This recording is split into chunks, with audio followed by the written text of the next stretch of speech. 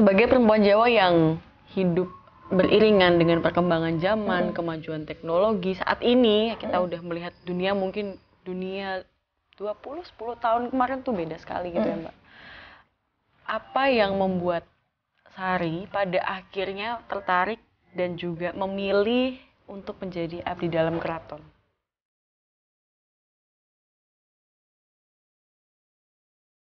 Bagi perempuan yang hamil dan melahirkan, itu kan dia seperti hamil, melahirkan, kemudian menyusui, itu sudah terkondisi seperti itu. Jadi ya untuk kesehariannya ya mereka itu tadi melayani, ngelateni seperti itu. Kebebasan berekspresi pada masa ini seperti pedang bermata dua, mendatangkan kebaikan dan keburukan. Fenomena ini menjadi hal baik karena beberapa sudut pandang baru bisa dibuka. Namun, bagi beberapa pihak, kebebasan berekspresi dianggap terlalu masif dan dimanfaatkan secara berlebih. Malah, seringkali dianggap menyimpang. Perempuan masih menjadi sorotan utama yang rentan dengan hujatan dalam pemanfaatan kebebasan berekspresi. Banyak perempuan yang dianggap membangkang dan meninggalkan nilai moral serta norma dalam mengekspresikan dirinya, entah dalam bentuk ucapan, pemikiran, maupun perbuatan. Banyak perempuan dituding melupakan tata krama, tradisi, dan kodratnya sebagai kaum Hawa. Namun, di tengah hiruk-pikuk modernisasi dan tren yang selalu berkembang ini, banyak perempuan yang masih berpegang pada tradisi, meski tetap melakukan adaptasi. Dalam perjalanan kali ini, aku bertemu dengan Sari, perempuan kelahiran Yogyakarta yang berprofesi sebagai abdi dalam, penari sekaligus mengajar. Pekerjaannya ini membuatku bertanya-tanya, bagaimana seorang perempuan tetap mempertahankan budaya dalam arus perkembangan zaman yang tidak terhindarkan.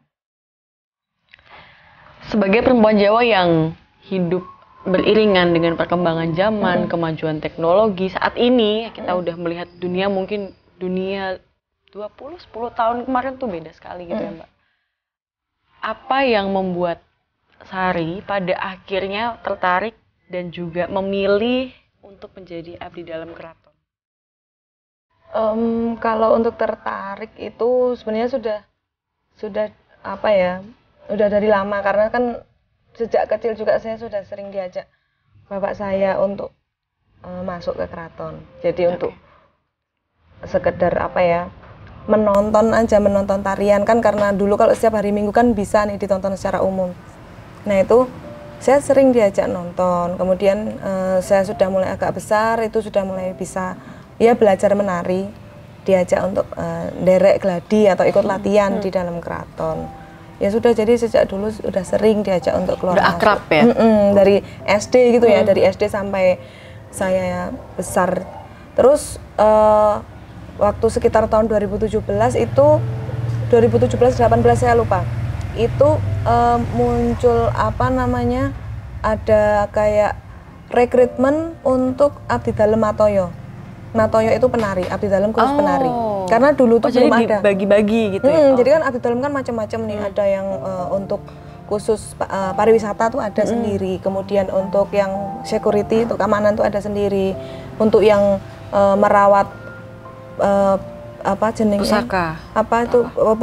Pusaka tuh ada sendiri, kemudian untuk yang kayak rampadan itu perkakas gitu, itu ada sendiri juga, dan lain sebagainya. Nah, dulu itu adanya abdi dalam untuk yang wiyogo itu yang nabuh gamelan, wiyogo sinden, itu ada sendiri. Nah, dulu belum ada yang untuk Matoyo, tapi kemudian tahun sekitar 17 atau 18 saya lupa, itu ada, kemudian ada rekrutmen muncul abdi dalam untuk Konco Matoyo. Nah, di situ terus yang gelombang pertama, angkatan pertama itu sudah pada teman saya ada beberapa yang daftar, yang apply ke situ. Kemudian saya belum waktu itu. Terus selanjutnya akan ada rekrutmen yang kedua. Saya lihat lagi gimana ya, saya pikir-pikir, terus akhirnya saya putuskan iya, oke, saya apply untuk abdi dalam itu karena saat itu kebetulan bapak saya kan sudah meninggal. Jadi bapak saya itu meninggal 2017. Nah, jadi saya dari situ saya baru mikir, oke, saya akan istilahnya akan melanjutkan perjuangannya bapak. Jadi kan bapak kan memang dari dulu, dari kecil juga sudah dengan keraton, sudah terbiasa sowan atau masuk ke dalam keraton. Jadi terus saya di situ, oke, bapak karena bapak sudah meninggal dan sekarang waktunya kami bertiga. Sebenarnya dari dulu juga sudah sering ikut ya, cuman kan nggak ada SK atau namanya kalau kami menyebutnya kekancingan, nggak ada SK khusus gitu, nggak ada. Untuk mengikat gitu ya, bahwa belum ada waktu itu. Nah kemudian sekarang sudah ada itu, terus ya sudah akhirnya kami tuh bertiga, saya sama kakak saya berdua, kan kakak saya 2 cowok-cowok itu, sama saya bertiga tuh wisudanya bareng bersamaan tahun 18 itu. Tadi kan sempat cerita kalau di tahun 2017 atau 2018 itu kan ada dua sesi ya, berarti 2 batch gitu. Yang pertama belum gitu. Belum. Itu kan kalau belum sepertinya ada keraguan atau apa yang membuat mungkin ini belum dulu deh gitu. Jadi apa nih maksudnya, kan Sari udah Jawani sekali gitu. Hidup di keluarga yang memang berbudaya dan lekat sama namanya tradisi. Iya, oke. Jadi Mbak, apa ya, waktu itu saya kan masih tahun itu saya yang pertama, batch pertama itu ya, angkatan pertama itu saya sudah dengar juga sih mau diajain, cuman disuruh gitu loh, ayo bukan disuruh sih, cuma ditawarin, ayo kamu mau daftar nggak, ini mau ada kayak gini. Saya masih pikir, karena saya mikirnya saya apa iya mau terus di keraton aja, karena saya mikirnya terus kalau di keraton ya full di dalam keraton gitu loh. Saya mikirnya seperti itu, apa iya saya terus, sementara kan saya ingin juga karena memang dari kecil saya ingin ngajar gitu loh Mbak. Terus saya pikir apa ya, terus nanti saya bisa ngajar nggak?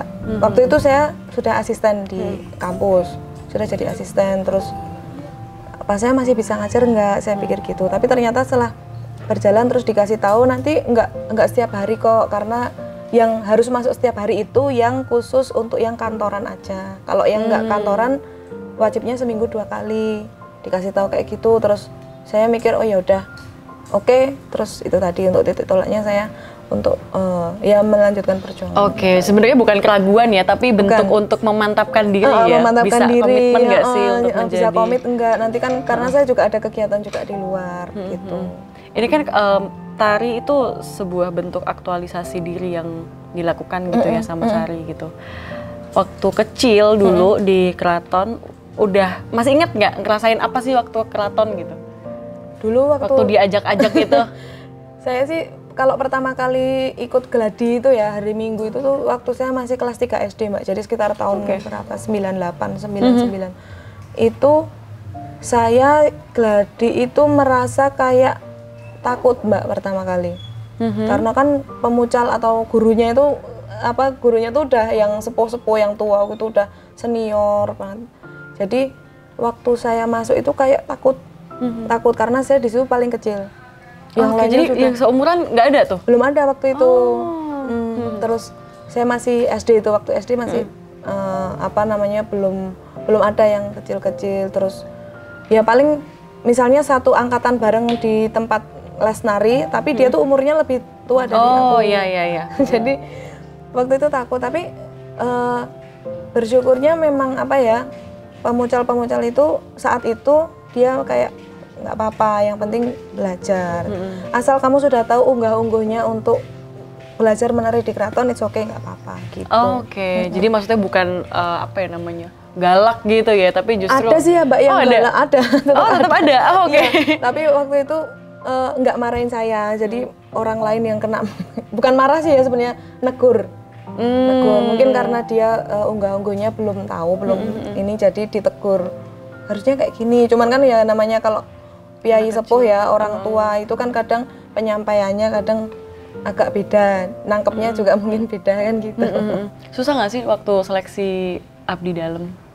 Kalau seleksinya sih secara khusus yang waktu saya masuk ya Mbak, itu nggak ada seleksi secara khusus, nggak ada. Jadi cuma ngumpul berkas itu aja.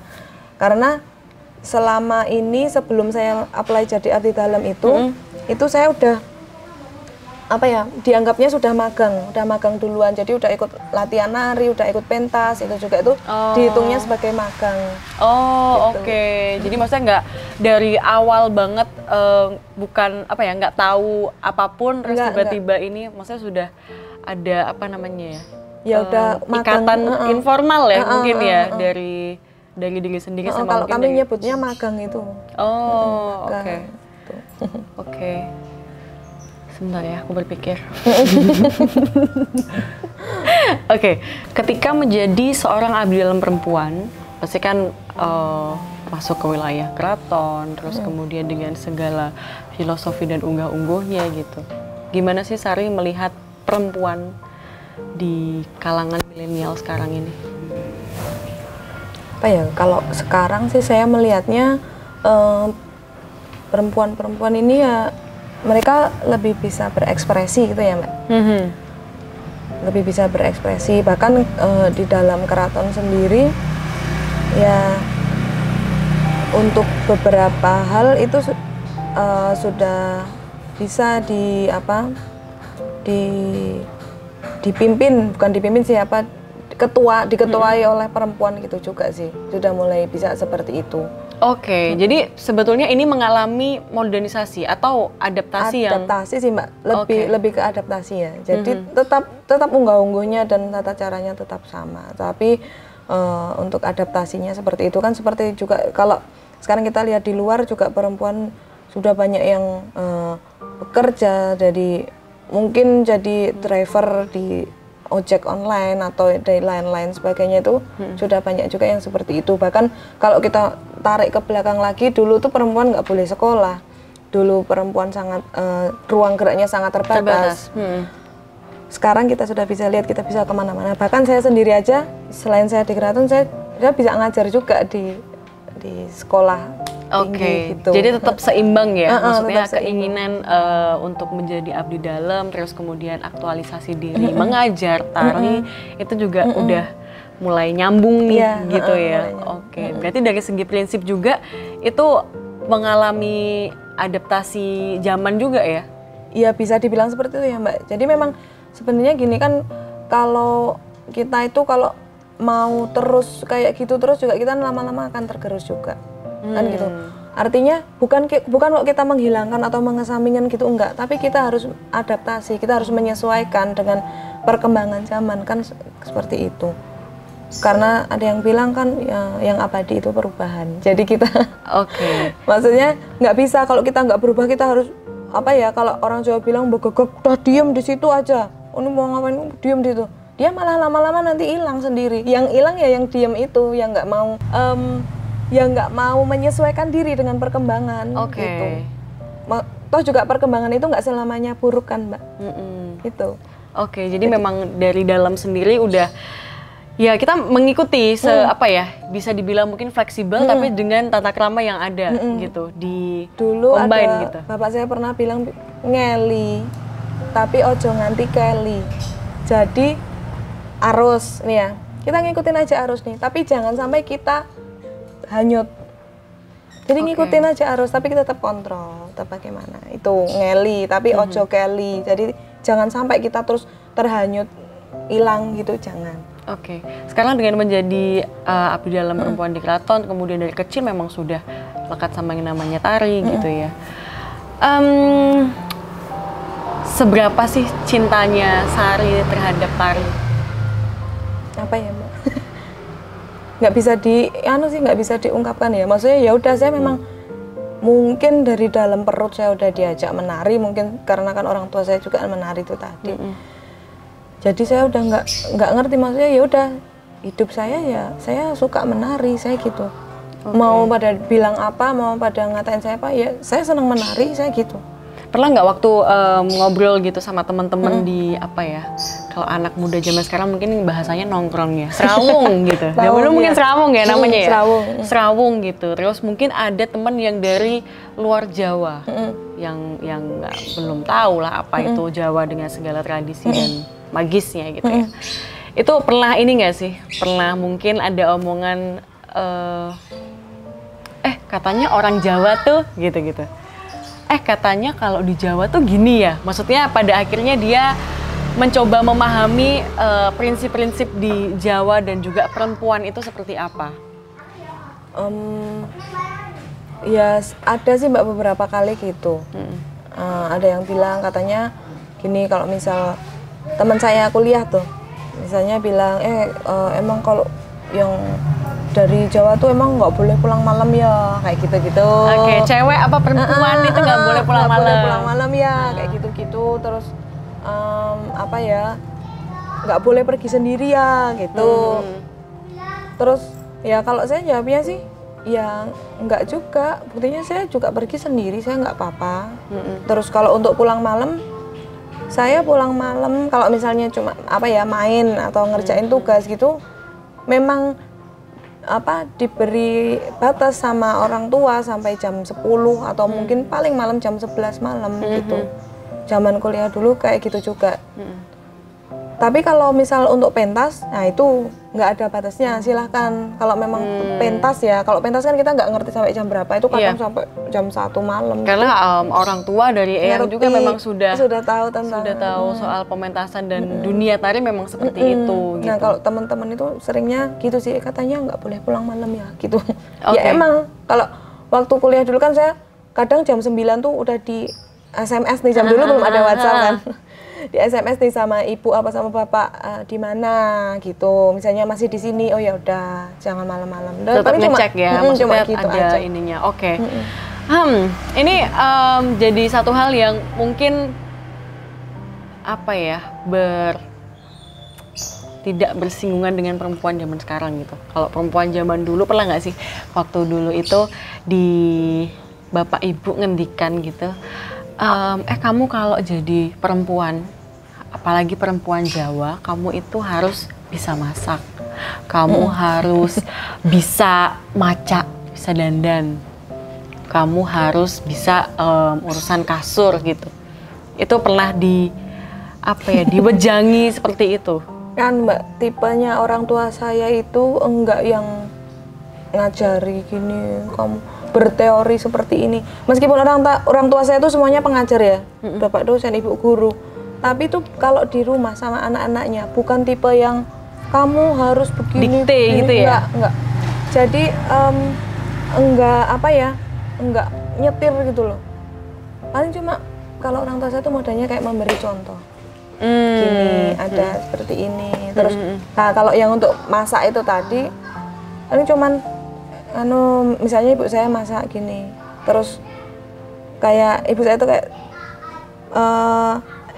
nggak secara langsung ayo masak gitu, nggak, cuman dia misalnya saya baru main di depan TV, nanti ibu saya tuh motong-motong sayurannya tuh di deket saya. Oh oke. Gitu. Itu apa ya, kode kali ya?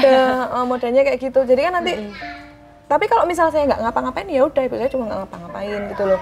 Tapi itu kayak kesadaran saya harus begini, dan kebetulan bapak saya itu juga meskipun apa di rumah saya tuh yang ya istilahnya budaya Jawa dari kecil dulu, tapi bapak saya tuh juga masak juga, sama bapak saya juga bisa masak, sering masak juga kalau pas pokoknya berbagi peran gitulah. Gitu. Jadi kayak memberi contoh kayak gitu, saya kepikiran gini, oh masuk bapak aja masak, saya enggak, saya gitu loh.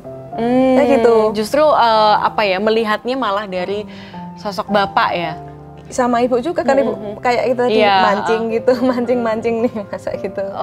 Maksudnya bapak pada akhirnya bisa bukan menyadarkan sih, kayak memperlihatkan bahwa oh saya juga harus bisa masak juga gitu. Cuma sama ini awalnya sih sebelum masak ya Mbak, bikin teh kalau ini. Karena kan di keluarga saya itu pagi sama sore harus ngeteh.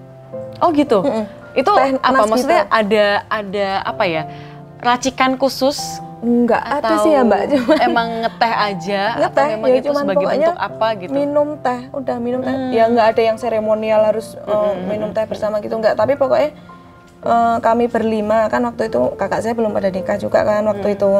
Jadi bapak, ibu, terus 3. Jadi pokoknya pagi sama sore itu ngiling teh itu, bikin teh untuk 5 orang, 5 gelas, dan masing-masing kami punya gelas sendiri-sendiri. Jadi enggak terus saya pakai gelasnya siapa, enggak, pokoknya ini gelasnya sendiri-sendiri gitu. Dah, jadi kalau pagi kan sekolah, jadi nggak bisa bantuin. Nah kalau sore itu saya main, nanti kira-kira ada bapak atau ibu saya bikin teh, nanti saya pulang. Saya pertamanya cuma lihat aja dulu, terus dah nanti bertahap itu loh Mbak bantuinnya.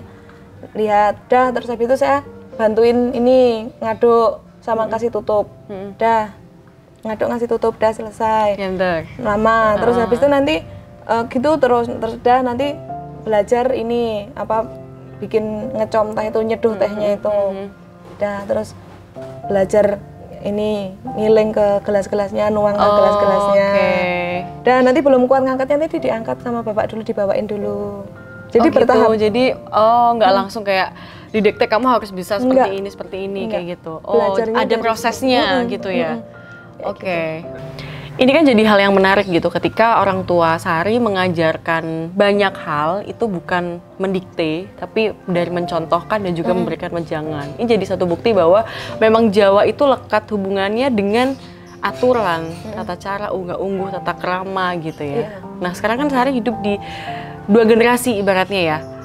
Perempuan Jawa dengan kultur yang kuat di keluarga yang berdinamika sangat syarat dengan budaya gitu. Terus juga sebagai milenial yang sekarang mengikuti perkembangan zaman seperti apa gitu. Nah, Sari melihat perempuan Jawa, menurut Sari sendiri, memaknai perempuan Jawa itu seperti apa?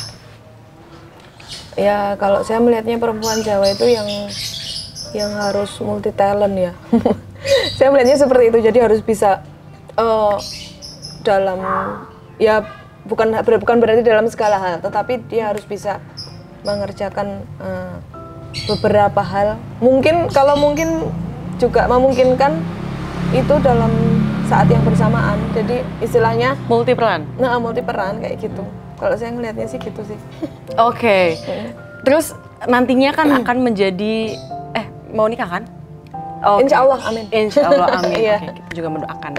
Itu kan akan menjadi seorang istri dan seorang ibu gitu. Nantinya apakah kultur-kultur itu, atau gini deh, Sari melihat gambaran diri atau proyeksi masa depan sebagai perempuan Jawa itu seperti apa? Ya, kalau saya sendiri ya, kan saya kan juga bekerja ya Mbak. Selain saya di dalam keraton, di abdi dalam juga, saya itu kan juga ada pekerjaan di luar, saya ngajar juga. Nah, meskipun saya ada pekerjaan di luar, tetapi saya juga yang saya harapkan nantinya suami saya itu nantinya juga bisa memahami tentang kegiatan saya. Saya berharap seperti itu. Jadi demikian pula saya juga tetap bisa memahami suami saya atau calon suami saya ini. Jadi sama-sama saling memahami, karena kan kita, kalau tadi Mbak sedikit menyinggung masalah tentang milenial, itu kan sekarang perempuan banyak yang bekerja juga kan, seperti itu kan.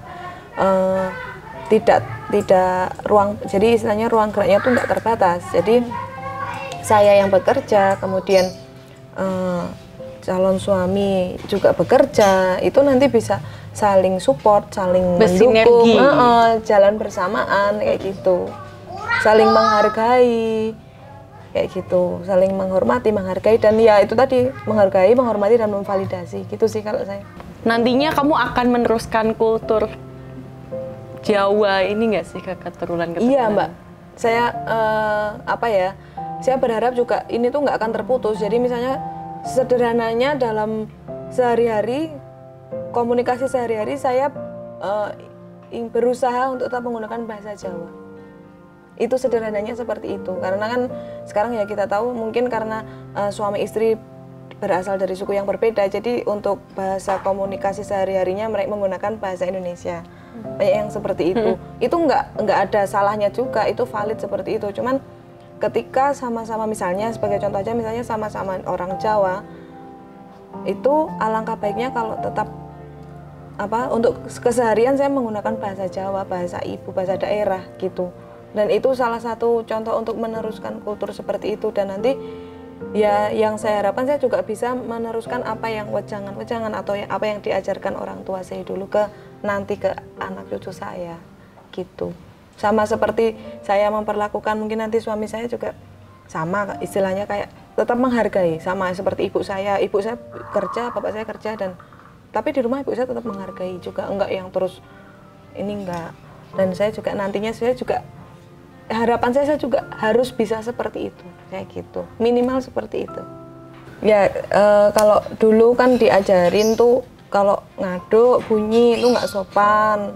Terus kalau ada buihnya, ada busanya tuh juga nggak sopan kayak gitu. Nah tapi ternyata sekarang saya kan belajarnya di ini ya, sekolahnya saya di sekolah pariwisata. Di situ saya belajar etiket. Jadi table manner itu ada mata kuliah khusus waktu itu untuk table manner. Di situ ternyata saya baru bisa menghubungkan. Ternyata dulu tuh bapak sama ibu tuh ngajarin kayak gini. Oh iya, ternyata untuk etiket makan itu memang nggak boleh itu sampai bunyi, sampai antar sendok bunyi, ting ting ting gitu tuh nggak boleh, memang kayak gitu. Terus mau ketika ada jamuan teh gitu juga itu kan ada etiketnya tuh, itu juga nggak boleh tuh sampai bunyi, ngaduk sampai bunyi, bahkan minum yang bunyi serup gitu aja kan etiketnya kan nggak boleh. Kalau sekarang justru malah di seruput-seruputin ya. Apa itu namanya itu? Itu boba-boba gitu ya. Itu kan ada, tapi ada segmennya sendiri ya Mbak itu semua. Cuman ternyata yang dulu diajarin sama Bapak sama Ibu di rumah, oh ternyata ini nih nggak boleh nih. Terus kalau saya sendiri yang ya meraba-raba memaknai sendiri. Gini sih Mbak, kalau ada tamu datang, kita bikin teh, kalau kita bunyi itu kan nggak surprise ya, wah dibikinin minum nih kan gitu. Jadi pada akhirnya apa ya, otak-atik gatuk kalau kata orang Jawa itu ya. Saya sendiri sih yang bikin menganalisis sendiri aja sih. Jadi kayak kalau kan kita pelan-pelan gitu kan keluar, nah surprise ada minum kan. Iya, tamunya kayak wah tahu gitu kan. Ini kalau Mbak Sari itu melihat almarhum Bapak dan Ibu waktu makan di tempat di meja makan gitu ya, itu sering bercanda nggak sih? Bercandanya gimana sih? Dari tadi kayak kita ngomongin perempuan Jawa tuh kayak serius banget. Ya biasa Mbak, maksudnya bercanda ya biasa aja, maksudnya tapi nggak sampai yang fisik gitu, nggak gitu loh Mbak. Kan kalau sekarang kita mungkin sering lihat kayak di TV atau mungkin di YouTube atau di tempat lain gitu kan, kadang ya kamu gimana sih yang kan kepalanya digini kan, nggak sampai karena sebagai gitu. Teman ya, teman hidup gitu konsepnya. Tapi kalau di Jawa tuh bisa nggak sih kayak gitu? Ya teman hidup tapi nggak kayak gitu juga Mbak. Jadi tetap maksudnya ada aturan-aturan yang memang ya patriarki ya, maksudnya ya bukan patriarki juga sih Mbak. Maksudnya kalau untuk menghargai laki-laki atau perempuan sebagai manusia itu kan nggak patriarkis juga. Ya pokoknya manusia aja, sesama manusia, menghargai manusia kan gitu. Enggak yang maksudnya biasanya kalau biasanya makan malam gitu ya, kayak didorong nih cowoknya sama ceweknya gitu. Laki-lakinya didorong sama perempuan gitu, kayak kamu gimana sih gitu, aku kan pesennya ini, aku pesennya itu gitu.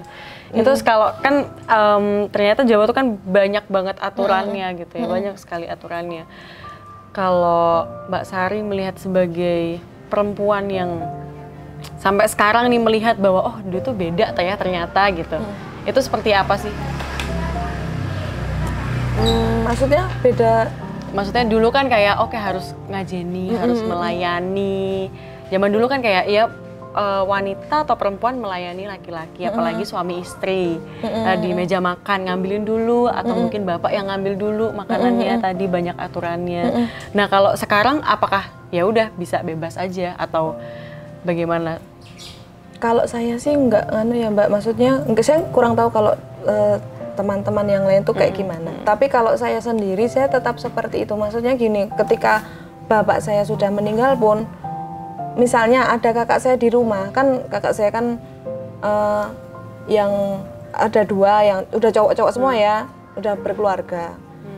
Nah, tapi ketika kakak saya datang ke rumah, jadi kan kalau pas kakak saya nggak ke rumah, saya cuma berdua kan sama ibu saya. Ya udah, tapi tetap ibu dulu, saya tetap gitu. Yang paling tua saya gitu, ibu dulu yang ngambil. Dah, nanti kalau misal pas kakak saya datang, ya tetap kakak saya dulu yang suruh ambil, saya gitu. kalau pas makan bersama. Gitu. Kalau saya anunya sih gitu. Jadi tetap apa ya? Saya tetap menghargainya seperti itu. Tapi kalau misal kakak saya mau makan nanti belakangan kamu duluan aja. Oke, saya gitu. Oke. Paling nggak ada nawarin, komunikasi ya. Paling nggak nawarin lah. Maaf Nora, mau makan nggak? Gitu. Paling nggak nawarin. Paling nggak tuh nawarin kayak gitu.